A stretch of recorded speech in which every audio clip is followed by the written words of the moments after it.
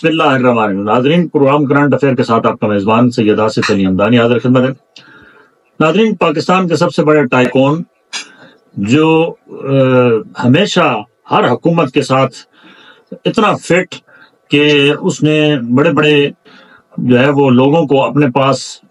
بھرتی کر لینا اور ہر کام پیسے کے بل بوتے پہ نکلوا لینا، یعنی کہ ملک ریاض بحریہ ٹاؤن کے جو چیئرمین ہیں ان کے گرد گھیرا بہت تنگ کر دیا گیا ہے۔ آج ملک ریاض اور ان کے بیٹے احمد علی ریاض کے تمام اساسی جو ہے وہ اکاؤنٹس جو ہیں وہ منجمد کر دیے گئے ہیں، اور ایک بڑے وسیع پیمانے پہ انویسٹیگیشن ہو رہی ہے کہ ہزاروں کنال سرکاری اراضی کے اوپر جو ہے آپ کو بڑی بڑی بلڈنگز مل رہی ہیں، اور بڑے بڑے ہاؤسنگ پروجیکٹس بحریہ کے جو ہیں وہ کہا گیا ہے کہ وہ اونے پونے میں ملک ریاض نے ماضی میں اپنے نام کیے۔ یہ بھی ایک شگوفہ ہی ہے، کیونکہ پاکستان میں جب تمام جرم ہو چکا ہوتا ہے تو پھر مجرم کو صرف جو ہے وہ ٹارگٹ کیا جاتا ہے۔ اس جرائم کے پیچھے جتنے ہاتھ ہوتے ہیں ان کو آج تک کسی نے نہ کوئی بے نقاب کیا اور نہ ہی پکڑا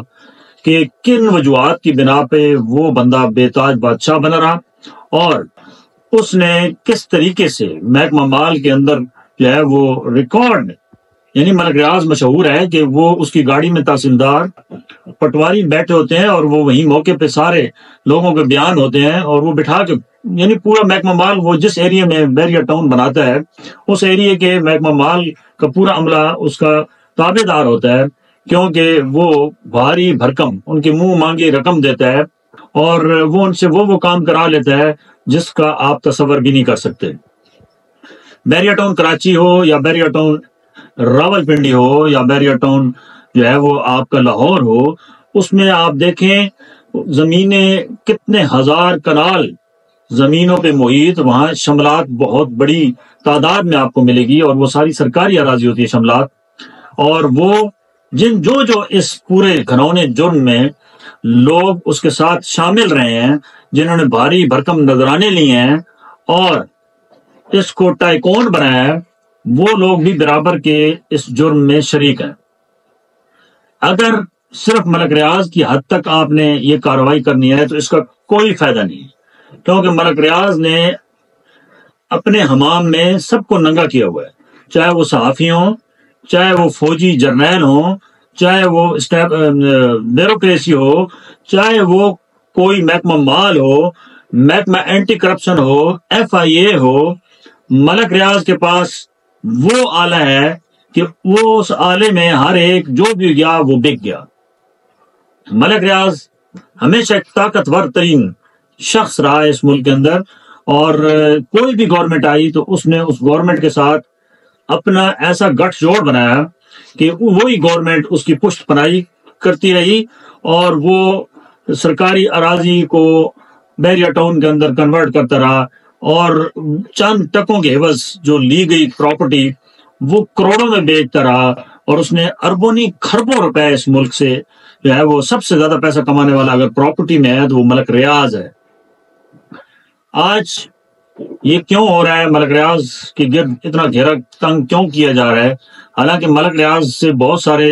کتنے 100 ارب روپے جو ہے وہ وصول کیے جا چکے ہیں، اور ماضی میں بھی جتنی حکومتیں رہی ہیں سب نے ملک ریاض کو اچھے خاصے ہاتھ لگائے ہیں اور خوب کھایا ہے۔ بڑے بڑے اینکر حضرات نے بھی بڑے بڑے بنگلے لیے ہیں، گاڑیاں لی ہیں، اور ملک ریاض نے ایک ایک چیز کو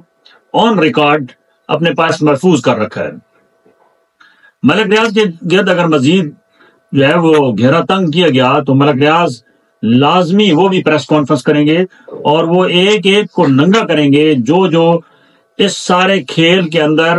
جو کھربوں کا کھیل ہے، اس کے اندر جن جن لوگوں نے اس بہتی گنگا میں سے ہاتھ دھوئے ہیں وہ ضرور ان کو بے نقاب کریں گے، اور شاید ان کی انکوائری آگے جا کے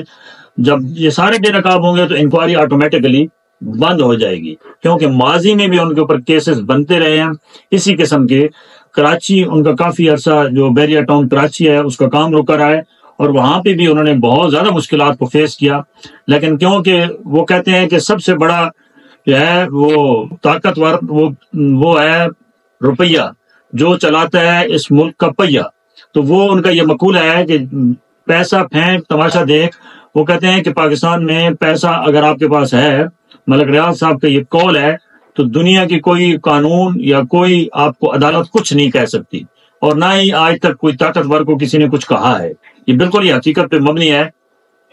کیونکہ بڑے بڑے طاقتوروں کو یہاں پہ جو ہے ان کے اوپر کیسز تو بنائے گئے، لیکن کسی کو سزا نہیں ہوئی، اور آج تک کسی بڑے مجرم کو نہ لٹکایا گیا، نہ اس سے کوئی وصولی کی گئی۔ آپ سیاستدانوں کو دیکھ لیں، آپ بیوروکریسی دیکھ لیں، آپ اسٹیبلشمنٹ کو دیکھ لیں، جتنے جتنے بندے بڑے ہیں ان کے اوپر کیسز ضرور بنائے گئے، لیکن وہ صرف دکھلاوے کے لیے ہیں، عوام کی آنکھوں میں دھول جھونکنے کے لیے ہیں۔ دراصل کسی بھی شخص کو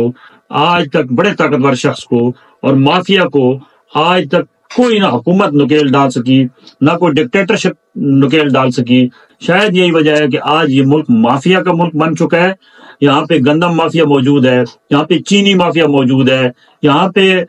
سمجھ لو کہ ہر ایک چیز کا مافیا جو ہے وہ تیار بیٹھا ہے، اور مافیا اپنا کام اتنی صفائی سے دکھاتا ہے کہ نہ وہ قانون کی گرفت میں آتا ہے، اور نہ ہی آج تک کسی مافیا کو یہاں کوئی لا انفورسز ایجنسیز یا کوئی ادارے توڑنے میں کامیاب ہوئی ہے، کیونکہ وہ اگر کوشش کرتے ہیں تو وہ آگے سے ان کا ایسا راستہ روک لیا جاتا ہے کہ وہ انکوائریاں اور ان کا جو آگے پروسیس ہوتا ہے ان کو کیفر کردار تک پہنچانے کا، وہ وہیں کا وہیں دھرا رہ جاتا ہے۔ اور یہ بھی بات سن لیں کہ ملک ریاض اور اس کے بیٹے کا اگر زیادہ تنگ کیا گیا تو وہ ضرور جو ہے وہ ایسا راستہ اختیار کریں گے کہ بہت بڑے بڑے جو چہرے ہیں وہ ان کو بے نقاب نہ صرف کریں گے بلکہ ایسا ننگا کریں گے کہ پھر کوئی کسی کا جو ہے وہ دال نہیں گلے گی۔ اللہ تعالیٰ سے دعا ہے اللہ تعالیٰ اس ملک کو اس مافیا سے نجات دلائے، اور اللہ پاک ہمارے اس ملک کے اوپر کو اپنا رحم اور فضل کرے۔ بہت شکریہ۔